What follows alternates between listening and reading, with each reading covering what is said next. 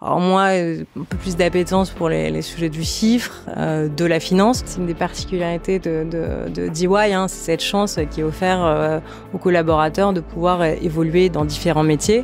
Alors moi, je suis passée effectivement du métier de consulting au métier du M&A. Il nous arrive fréquemment de travailler avec les équipes de transaction diligence qui vont préparer la VDD financière, les équipes du conseil en stratégie qui vont préparer la VDD stratégique, les équipes taxes, les équipes juridiques. Il y a une fluidité d'échange entre nous, on se connaît, on a confiance. Est-ce que vous pouvez nous raconter votre expérience de femme en M&A? Ça fait 16 ans que vous exercez ce métier et ça se passe bien. Ça se passe très bien. On accepte pour les stagiaires les césurins. Je pense que c'est bien de le dire parce qu'on n'est pas beaucoup, on n'est pas beaucoup à le sur le faire. marché en ce moment. Voilà, et exactement. Il y a des stagiaires qui commencent par exemple en audit chez nous et ils ont l'occasion de nous rencontrer en TS, dans d'autres métiers bien sûr. Ouais, c'est quelque chose qui se fait. Pour ceux qui vont candidater prochainement dans votre équipe, quels conseils vous pourriez leur donner pour réussir le process? Alors évidemment de se préparer.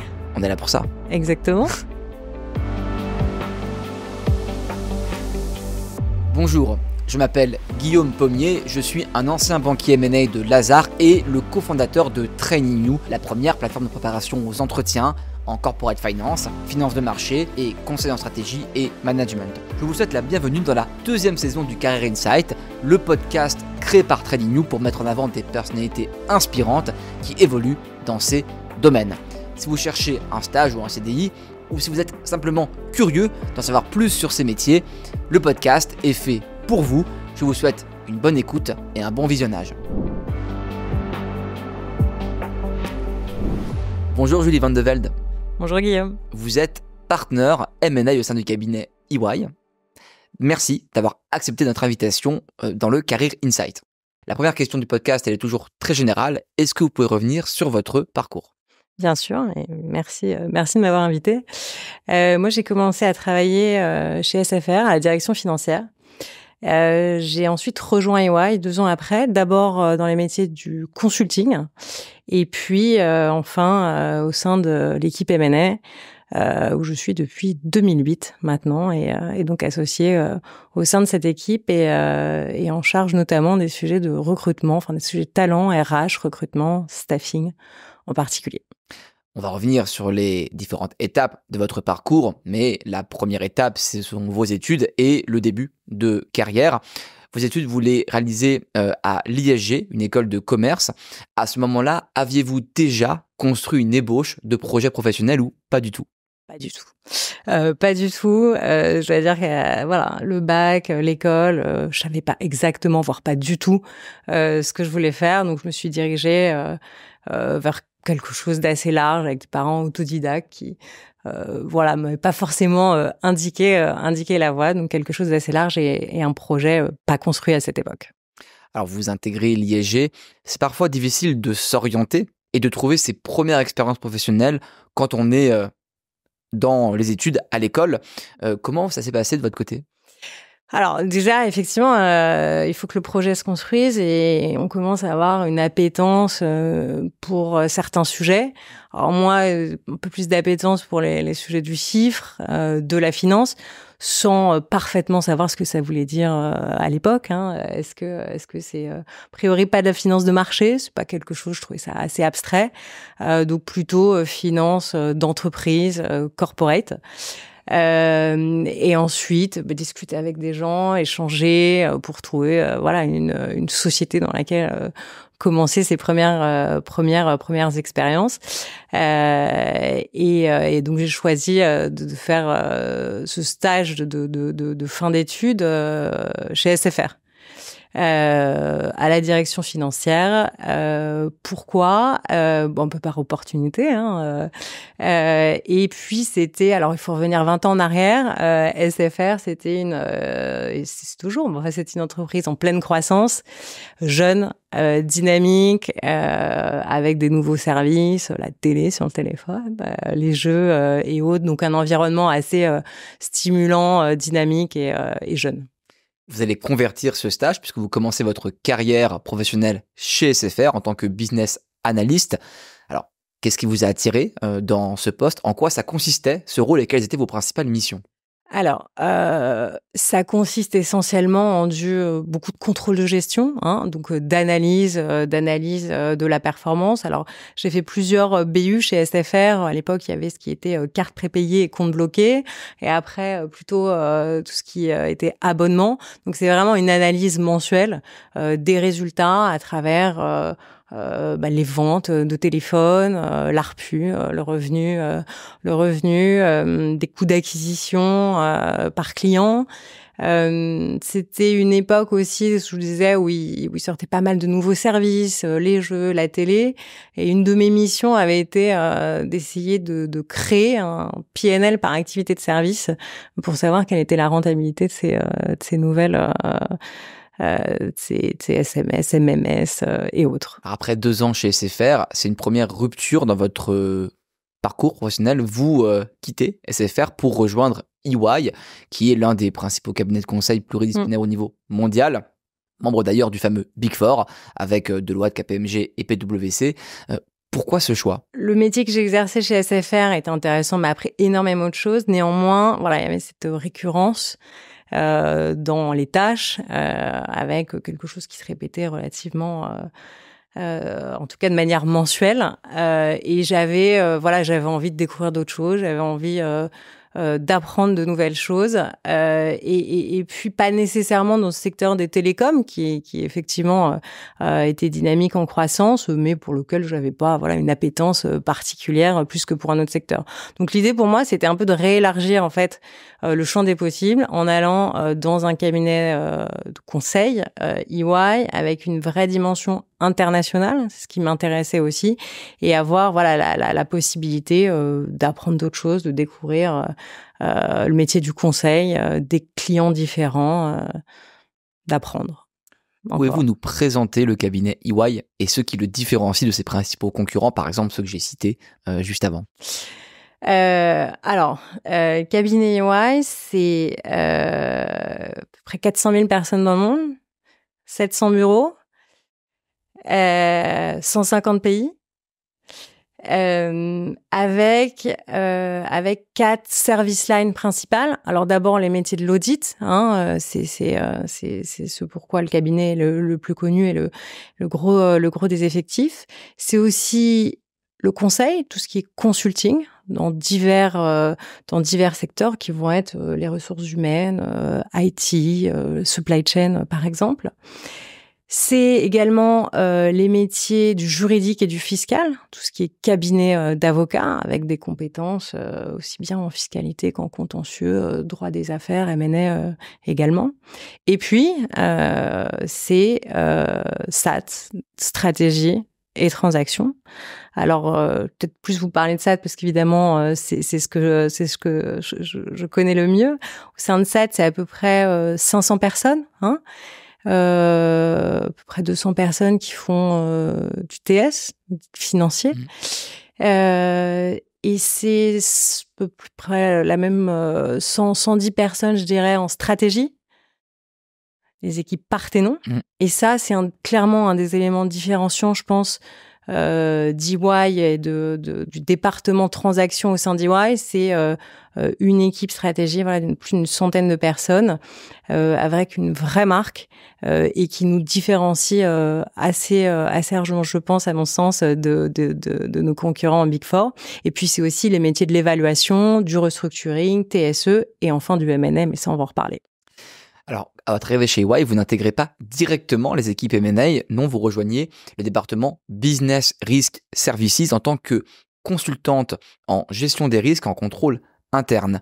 Concrètement, ça consistait en quoi ce poste chez EY? Alors, et c'est vraiment réalisé pour nos clients leur exercice d'audit interne et de mettre en place du contrôle interne. Donc, c'était souvent des grands groupes français qui voulaient s'assurer que le modèle était correctement appliqué dans leurs différentes filiales. C'était beaucoup de voyages. Donc voilà, beaucoup d'audits internes, mise en place de contrôles internes, analyse des risques. Et puis à l'époque, il y avait aussi le département fraude. Donc quelques audits de fraude dans ce contexte, essentiellement pour des grands groupes avec beaucoup de missions à l'étranger. Au niveau métier, c'était un petit peu la continuité de ce que vous faisiez avant chez SFR, contrôle de gestion, avec cette dimension internationale en plus que vous apportez à EY. Avec exactement, avec cette dimension internationale et puis peut-être un peu moins financier, hein, on dit interne, contrôle interne, peut-être un peu moins financier quand même. Alors, après 1 an au sein de ce département, vous rejoignez le pôle Corporate Finance d'EY sur les activités M&A. Vous avez été manager, associate partner, puis partner à partir de 2022 dans cette équipe. Dans ce cadre, vous conseillez des startups, donc entrepreneurs, des PME, des grandes entreprises et des fonds de prêt equity dans leurs transactions, en particulier en small et mid cap. Et je précise que vous avez aussi développé une expertise auprès des startups dans le cadre de leur levée de fonds ou de leur session. Pourquoi d'abord et comment ensuite avez-vous transitionné du risk management au M&A? Alors c'est une des particularités de d'EY, hein, c'est cette chance qui est offerte aux collaborateurs de pouvoir évoluer dans différents métiers. Alors moi je suis passée effectivement du métier de consulting au métier du M&A. Il y a beaucoup de passerelles qui existent chez EY pour permettre ça. Il y a beaucoup de gens qui font de l'audit et qui font par exemple du TS après. On a des programmes hein, qui permettent cela chez EY au sein même des départements transactions. Nos collaborateurs ont la possibilité de pouvoir passer quelques mois dans d'autres départements en TS, en valorisation, pour parfaire leurs compétences dans certains domaines. Donc c'est vrai que ça c'est une chance qui est offerte quand on rejoint EY. Et pour ma part, il y avait un besoin dans l'équipe M&A qui était un petit peu sous l'eau, d'avoir une aide complémentaire. C'est une occasion intéressante. Et puis, voilà, ces 6 mois Inisso sont transformés en 16 années, parce que ça fait un peu plus de 16 années aujourd'hui que je suis dans l'équipe M&A. Félicitations pour cette longévité dans cette équipe. Vous l'avez dit, hein, EY est très connu pour ses activités d'auditeur, aussi pour l'activité TS, un peu moins pour le conseil M&A. Pouvez-vous nous décrire l'activité M&A au sein d'EY? Alors, le métier du M&A chez EY, hein, c'est le métier de banquier d'affaires, je dirais, assez classique. Nous, effectivement, vous l'avez dit, on conseille essentiellement des transactions small mid-cap. Le gros de nos clients, ce sont des entrepreneurs, des sociétés familiales, PME, ETI. On conseille également quelques grands groupes et des fonds d'investissement.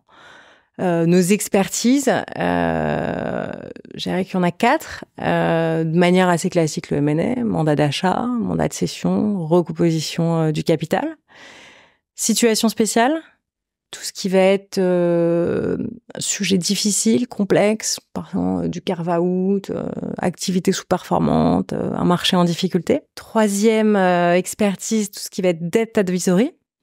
Donc là, le conseil en financement ou refinancement. Et puis effectivement, l'expertise start-up, hein, où là, on va accompagner nos clients start-up sur des sujets à la fois de levée de fonds, mais aussi de cession, avec un focus sur les thématiques plutôt autour de la sustainability, tout ce qui va être green tech et également de la tech de manière plus générale. Et on est une équipe d'une vingtaine de professionnels.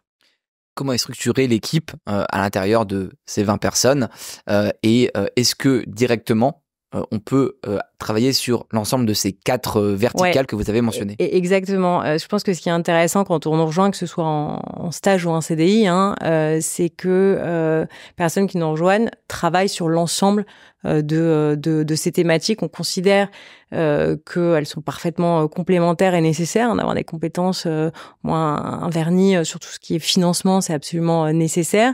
Des situations complexes dans toutes les transactions, on va en retrouver, donc c'est bien d'avoir d'avoir pu y faire face. Donc voilà, donc quand on rejoint notre équipe M&A, on est amené à travailler sur l'ensemble de ces problématiques. Les équipes qui nous rejoignent, les plus jeunes, sont vraiment directement intégrés, même pour certains stagiaires, hein, au cœur de notre équipe, c'est-à-dire que ils vont avoir accès aux clients dès le début. Un jeune analyste qui aura pour mission de rédiger l'infomémo, nous on préfère qu'il assiste à la réunion et qu'il échange directement avec le client, voilà, pour pouvoir être le plus à même de faire son travail correctement. Donc on est des équipes assez resserrées, en format court, où un jeune analyste peut travailler. En général, on va avoir 3 personnes sous l'équipe, dont l'associé. On a parfois du mal à s'imaginer en tant qu'étudiant le M&A dans un Big Four comme EY. Quelles sont les particularités de faire du M&A chez EY par rapport à une boutique M&A entre guillemets classique? Alors, il y a différents éléments, j'en vois 2 principaux. Le premier, c'est le réseau d'EY. Le réseau international. Je vous ai dit qu'on était une vingtaine à Paris, mais on est plus de 2000 dans le monde à faire du M&A. Donc on a un réseau, je pense, qui est relativement inégalable en termes de taille, de couverture et de profondeur. On est présent dans énormément de pays. Alors ce qui est évidemment une force pour nos clients, on est capable de les accompagner dans le cadre de leur croissance externe un peu partout dans le monde, dans le cadre de leur cession aussi d'actifs, que ce soit au Brésil, en Suède. Donc ça c'est vraiment extrêmement différenciant. Il n'y a pas un mandat sur lequel on n'a pas échangé avec notre réseau, qui va nous apporter des idées de contrepartie, par exemple. Et puis, voilà, cette profondeur nous permet d'aller contacter à peu près n'importe quelle société de taille très variée en France ou ailleurs, avec le bon niveau d'interlocuteur. Et puis, donc, pour nos collaborateurs, c'est l'occasion de travailler dans un environnement très international. On a plus de 70% de nos transactions qui sont cross-border. Donc, c'est vraiment l'occasion de travailler avec d'autres équipes un peu partout dans le monde. Et je pense que c'est une vraie chance. La deuxième particularité, j'ai un peu présenté EY. On est au sein d'une grande maison avec beaucoup d'expertise, et nous on a cette facilité à les leverager sur l'ensemble de cette expertise. Donc on va avoir des experts à notre disposition qui vont nous aider dans le cadre de nos missions pour répondre à différents clients sur un sujet fiscal précis, sur un sujet d'IFRS précis. Alors, je vais revenir sur ces 2 principaux points. D'abord, la pluridisciplinarité du cabinet. Effectivement, il y a de nombreux métiers qui coexistent chez EY. Quelles sont les synergies entre ces équipes différentes, et dans quelle mesure est-ce possible de travailler quand on fait du M&A avec d'autres équipes du cabinet? Qu'est-ce que ça apporte comme plus-value aussi pour le client? Alors oui, bien sûr, c'est possible, et on privilégie cela, et nos clients apprécient largement. Dans le cadre d'un mandat de cession, pour prendre un exemple, il nous arrive fréquemment de travailler avec les équipes de transaction diligence qui vont préparer la VDD financière, les équipes du conseiller en stratégie qui vont préparer la VDD stratégique, les équipes taxes, les équipes juridiques en M&A, en patrimonial aussi, parfois sur certains sujets, également sur des problématiques de spin-off ou de carve-out. On a une équipe dédiée au sein des équipes SAT, donc ils vont préparer en amont le carve-out. Donc voilà, on a vraiment cette capacité à travailler ensemble. Ça apporte évidemment beaucoup de valeur à nos clients. Il y a une fluidité d'échange entre nous, on se connaît, on a confiance, et ça, je pense que c'est très important, et ça apporte effectivement beaucoup de valeur à nos clients avec un interlocuteur et des gens qui ont l'habitude de travailler ensemble. C'est donc possible pour un client de mandater plusieurs équipes d'EY sur un même projet. Il n'y a pas de muraille de Chine entre l'ETS, le M&A ou la strat, par exemple. Alors on peut effectivement prendre un mandat et travailler tous ensemble. En revanche, ce qu'on ne fait pas, c'est travailler pour les clients dont on est commissaire aux comptes, où là il y a effectivement des règles d'indépendance qui sont d'ailleurs très strictes chez EY. Commissaire aux comptes. Exactement. Sur les activités d'audit, où là il y a des règles très strictes qui s'appliquent d'indépendance, mais il est évidemment possible, de mandater EY à la fois en M&A, en VDD financière, en VDD stratégique, par exemple. Alors, le second point que vous avez mentionné, Julie, c'est la dimension internationale du cabinet. En effet, EY a une présence mondiale et ça facilite effectivement l'exécution des transactions. Dans quelle mesure c'est possible de faire des rotations à l'étranger et qu'est-ce que ça apporte encore une fois à vos équipes et à vos clients? Oui, alors c'est tout à fait possible de faire des rotations. On a récemment une personne qui venait de Suède, qui a passé 6 mois avec nous, quelqu'un qui venait des Pays-Bas. Donc c'est enrichissant pour eux, pour nous, hein, évidemment. De pouvoir les accueillir, de partager ensemble méthode de travail qui parfois sont un peu différentes d'un pays à l'autre. Donc oui, ça c'est quelque chose qui est possible de faire chez EY. Et pour voilà ce réseau international, ce que ça apporte à nos clients, c'est vraiment le gage de sérieux, de qualité qu'on apporte en coordination, et puis des relais locaux qui vont connaître les spécificités d'un marché, d'un pays, et les spécificités culturelles. Et à nos équipes, ça leur permet, indépendamment des échanges ou des rotations qui sont possibles, de travailler avec des équipes mixtes.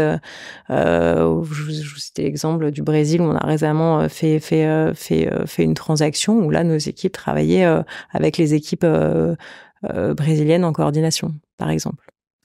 J'ouvre une thématique d'actualité, Julie, si vous me le permettez, c'est la présence des femmes en M&A.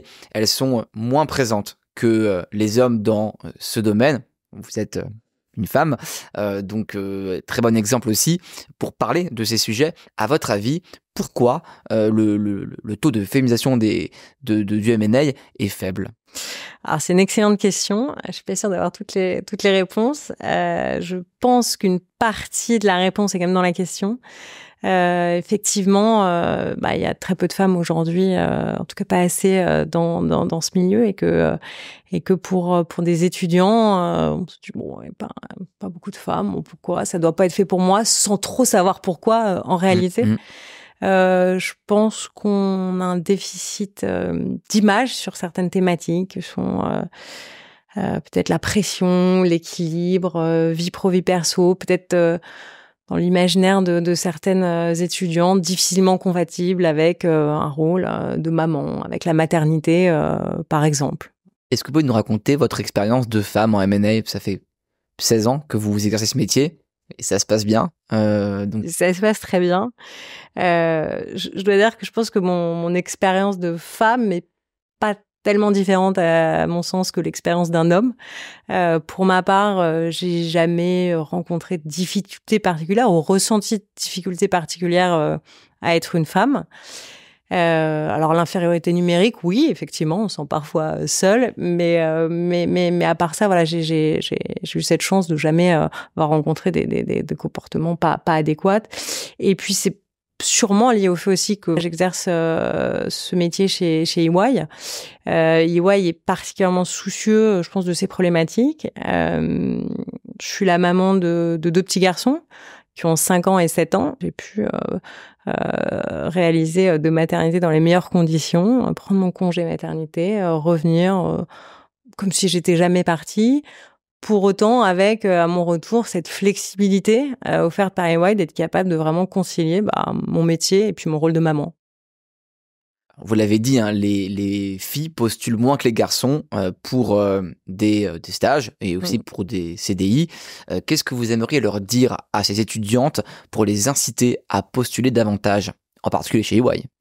Alors, leur dire que voilà, c'est clairement pas un métier qui est réservé aux hommes, parce que les compétences qui sont nécessaires pour exercer ce métier sont des compétences qu'ont évidemment aussi bien un homme qu'une femme. D'une manière générale, effectivement, peut-être le M&A est très assimilé à la finance, à Excel et autres. C'est évidemment, la composante financière est un élément extrêmement important, mais pas que. Le métier du M&A, c'est beaucoup d'autres choses. C'est beaucoup de relations humaines, d'échanges, de négociations. C'est du marketing quelque part, quand on vend une société, on va marketer le document. Donc c'est un ensemble de choses qui je crois que les femmes ont tout à fait un rôle à jouer, autant que les hommes en tout cas, et toutes les compétences nécessaires pour faire ce métier. Vous avez évoqué votre bonne expérience avec les 2 maternités que vous avez eues chez EY. Concrètement, que fait EY pour attirer plus de femmes et les conserver aussi dans la durée? Alors on fait beaucoup de choses et c'est vraiment un sujet de préoccupation, hein. La diversité chez EY, c'est important. On pense que c'est vraiment ça nous apporte beaucoup. Voilà, c'est important d'avoir une diversité, c'est une richesse et donc le gender fait partie de cette diversité. Il y a une vraie gouvernance, hein, qui est en place aujourd'hui autour de ces thématiques-là. Déjà pour s'assurer effectivement que même au niveau le plus haut d'EY, on montre l'exemple. Il y a beaucoup de campagnes qui sont sur le sexisme ordinaire, hein, par exemple. Il y a beaucoup d'actions qui sont menées également pour l'acquisition de ces talents. On a notamment 2 événements en stratégie et transaction qui sont le Women in Strategy et le Women in Transaction, où c'est des 2 demi-journées qu'on passe avec des étudiantes pour leur présenter nos métiers, pour leur expliquer concrètement ce qu'on fait, pour qu'elles comprennent ce qu'on fait, qu'elles y ont toute leur place. On leur offre aussi des séances de coaching, par exemple, dans ces événements-là. Pour nous, c'est important d'être auprès d'elles. Et puis une politique de suivi pour retenir ces talents.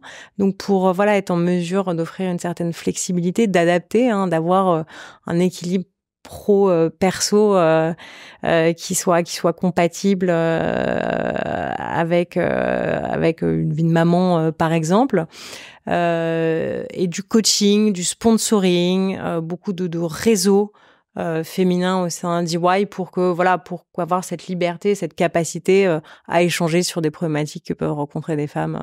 J'aborde maintenant la thématique du recrutement qui intéresse beaucoup notre audience, évidemment. EY attire chaque année de nombreuses candidatures, hein, pour des stages et aussi pour des CDI. Alors c'est vrai en audit, en test, mais c'est aussi vrai sur l'activité M&A. Qu'est-ce que vous recherchez chez un candidat et quels seraient vos principaux critères pour passer le screening chez EY? Alors, qu'est-ce qu'on recherche? Alors, pour les qualités, on recherche... on n'est pas très originaux, hein, des gens extrêmement rigoureux, des gens curieux, des gens, je dirais, ingénieux. C'est important, je pense, dans le marché du small mid, des gens habiles et adaptables. On vous l'a dit, on fait quand même des choses assez différentes. On va travailler avec des start-upers, avec des grands groupes du CAC 40, et puis des entrepreneurs. Donc, il faut avoir cette capacité d'adaptation. Des gens qui ont un bon sens des relations, hein, c'est important parce que je vous l'ai dit, nous on responsabilise assez tôt nos juniors et c'est important qu'ils soient en mesure d'être présentés à un client et de pouvoir échanger assez naturellement avec lui dès son arrivée chez nous. On accepte pour les stagiaires les césurins. Je pense que c'est bien de le dire parce qu'on n'est pas beaucoup, on n'est pas beaucoup à le sur faire. le marché en ce moment. Voilà, et exactement. Alors où là, c'est vrai que les critères de différenciation peuvent être le niveau de l'école, hein. Et ensuite, ce qui va faire la différence, c'est clairement l'expérience professionnelle, les différents stages qu'ils ont pu faire. Alors, de manière assez classique, hein, des stages dans d'autres boutiques M&A, des stages en TS, en évaluation, en private equity, par exemple. En audit aussi peut-être. En audit aussi, bien sûr, évidemment. Est-ce qu'il y a parfois des stagiaires qui passent effectivement d'une équipe à l'autre pendant leur césure? Ouais, tout à fait. Il y a des stagiaires qui commencent par exemple en audit chez nous et ils ont l'occasion de nous rencontrer en TS, dans d'autres métiers, bien sûr. Ouais, c'est quelque chose qui se fait, tout à fait. Vous prenez combien de stagiaires par promotion? On a en permanence 4 stagiaires au sein de nos équipes. On essaie de mixer, on prend pas que des césures 1 évidemment tous en même temps, hein, donc des césures 1, des césures 2 et des stages de fin d'études. Alors pour ceux qui vont candidater prochainement dans votre équipe, quels conseils vous pourriez leur donner pour réussir le process? Alors évidemment de se préparer. On est là pour ça. Exactement. C'est important, on voit vraiment des profils très différents, évidemment, de se préparer. Alors, de se préparer à répondre à des questions techniques, mais se préparer, je pense, et avoir une très bonne connaissance, en fait, de l'entreprise à qui on parle. Moi, c'est vrai que quand je rencontre des candidats qui ont appelé 5 ou 6 stagiaires, des copains d'école, et que quand ils arrivent, j'ai plus rien à leur dire. Ils connaissent tout, ils savent parfaitement ce qu'on fait chez nous. Ouais, je trouve ça très bien. Donc se renseigner, et puis d'ailleurs, c'est un signal de la motivation du candidat aussi. C'est évidemment un signal de la motivation, mais même pour un candidat, je veux dire, il faut savoir où on met les pieds. C'est des stages qui sont importants. Évidemment, pour un CDI, c'est évident. Et donc, voilà, de pouvoir avoir un peu de l'info off d'anciens stagiaires, savoir concrètement qu'est-ce qu'on fait, quelles sont les tâches. Et ça, je pense que c'est bien d'être en capacité de se renseigner préalablement et d'avoir idéalement de rencontrer des gens, parler avec des gens qui sont passés par là. Et ils pourront à partir de maintenant regarder votre podcast qui sera disponible sur les différents canaux de Training You. J'en viens maintenant à des jeunes professionnels que vous avez dans vos équipes. Qu'est-ce que vous attendez, vous, en tant que partenaire, chez vos jeunes collaborateurs ? Alors, toutes les qualités que je viens de décrire, c'est extrêmement important. Et évidemment, de l'implication, de la motivation et le sens des responsabilités. Encore une fois, pour nous, c'est important de responsabiliser dès le début.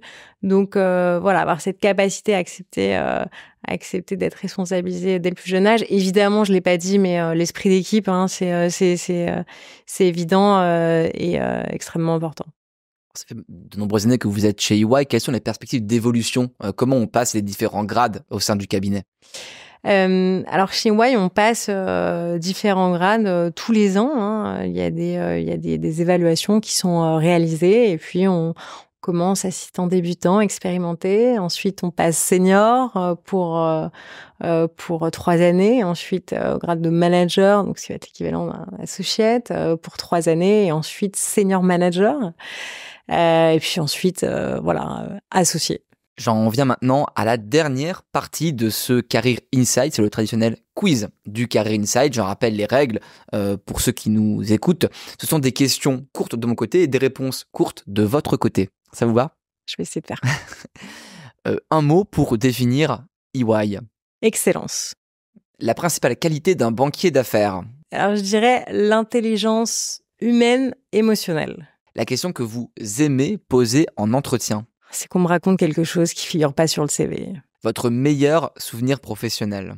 Il y en a beaucoup. C'est à chaque fois le petit texto quand on réussit un closing d'un client qui nous dit qu'il serait pas arrivé sans nous. Votre pire souvenir professionnel. À l'inverse, c'est quand on n'y arrive pas, parce que ça arrive parfois. Le plus beau deal que vous avez réalisé.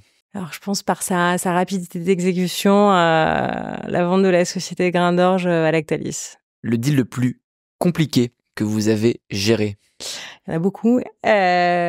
Probablement l'acquisition d'un club de foot. Est-ce qu'on peut savoir pourquoi ? Alors, évidemment, un environnement, un secteur assez original, relativement masculin également. Oh, plus tellement, ça se féminise. Oui, tout à fait. Comme le M&A. Alors déjà, c'était extrêmement quand on mène des opérations, des transactions d'un club de foot, la probabilité de succès est quand même aléatoire, on va dire. Là, il a fallu que je négocie pour le compte de mon client d'abord de manière anonyme, c'est-à-dire que sans dévoiler le nom de mon client pendant très longtemps, c'est-à-dire jusqu'à se mettre d'accord sur un prix. Donc parce que défendre ce client alors même qu'on ne connaissait pas, mener tous les travaux d'audit, organiser les travaux d'audit. C'est votre client qui voulait rester anonyme. Tout à fait, parce qu'il y avait eu évidemment beaucoup de bruit et un précédent acquéreur avait marqué les esprits de manière extrêmement négative. Il voulait pas que son nom soit associé à cela.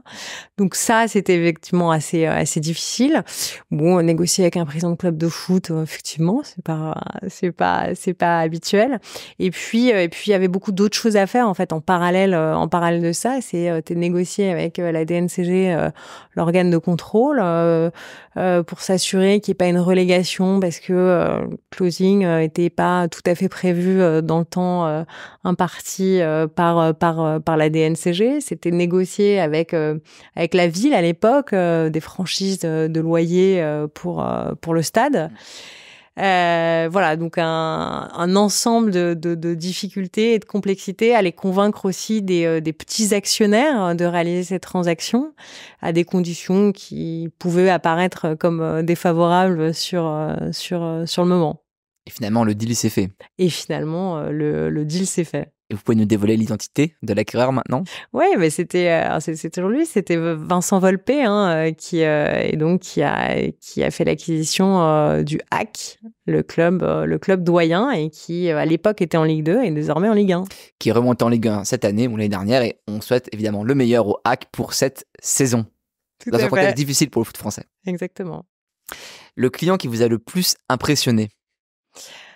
Beaucoup qui m'impressionnent. Je dirais que plus récemment, la fondatrice d'Ombrea, start-up dans l'agrivoltaïsme qu'on a vendu à Total Energy, qui a une énergie assez incroyable, Julie Davico. Le conseil que vous donneriez à la plus jeune Julie Van de Vel qui étudiait à l'ISG au début des années 2000? Persévérance. Merci Julie Van de Vel pour avoir partagé votre expérience dans le Carré Insight. Merci à vous, Guillaume.